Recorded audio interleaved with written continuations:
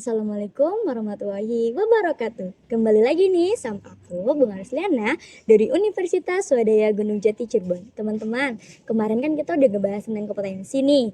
Nah, sekarang kita juga akan membahas tentang kompetensi loh, tetapi dengan judul yang berbeda. Iya, pembahasan kali ini kita akan membahas tentang improve kompetensi atau memperbaiki kompetensi. Teman-teman, jangan lupa disimak videonya sampai selesai ya. Oke?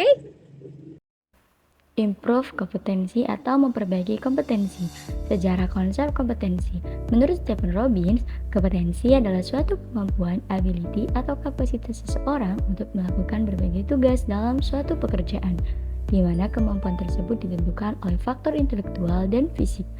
Neil Spencer dan Sig Spencer, kompetensi adalah karakteristik dasar perilaku individu yang berhubungan dengan kriteria, acuan efektif dan atau kinerja unggul di dalam pekerjaan atau situasi. Nah, di sini ada komponen kompetensi yang terdiri dari motif, trait, self-concept, knowledge, dan skill. Berikut ini adalah penjelasannya, teman-teman.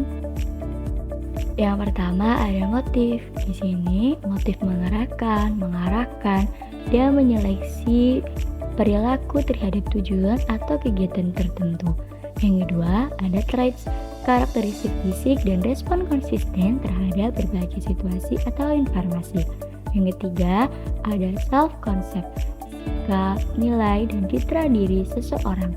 Yang keempat ada knowledge, pengetahuan atau informasi seseorang dalam bidang spesifik tertentu.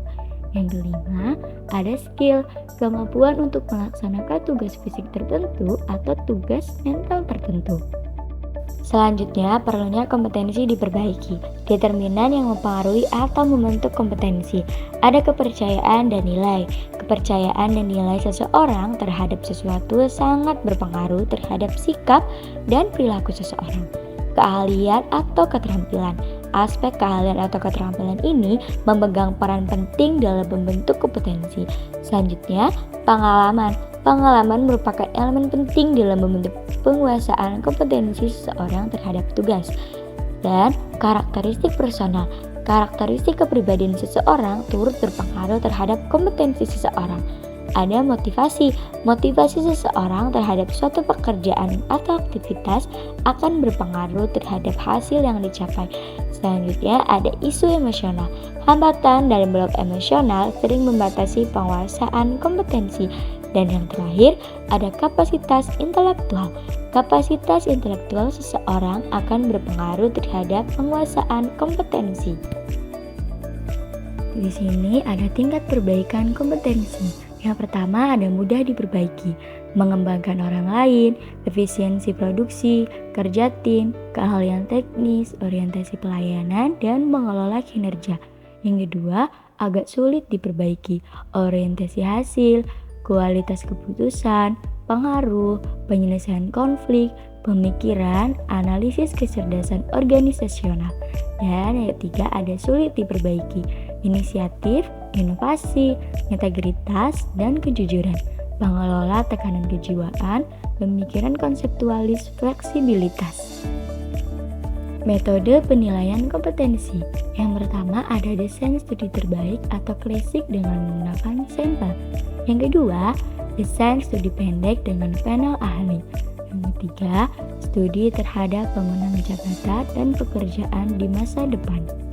Teman-teman, di sini ada contoh tabel pembagian kompetensi menurut Neil Spencer dan Sig Spencer yang memiliki 6 klaster atau gugus. Yang pertama ada manajemen tindakan dan tujuan. Memiliki 3 kompetensi, ada perhatian dan dampak, diagnosis menggunakan konsep, dan orientasi efisiensi. Yang kedua, kepemimpinan. Memiliki 4 kompetensi, ada proaktif, konseptualisasi, keyakinan diri, dan menggunakan presentasi lisan. Yang ketiga ada manajemen SDM yang memiliki 2 kompetensi, ada proses manajemen kelompok dan menggunakan kekuatan atau daya sosialisasi. Yang keempat ada mengarahkan bawahan. Yang kelima berfokus pada orang lain, memiliki 3 kompetensi, persepsi objektif, kontrol diri dan adaptasi, dan ada daya tahan dan adaptasi. Dan yang terakhir ada pengetahuan terspesialisasi. Teman-teman, segitu dulu kita belajar. Jangan lupa like, comment, dan subscribe. Sampai jumpa di video selanjutnya. Oke, bye-bye. Terima kasih. Wassalamualaikum warahmatullahi wabarakatuh.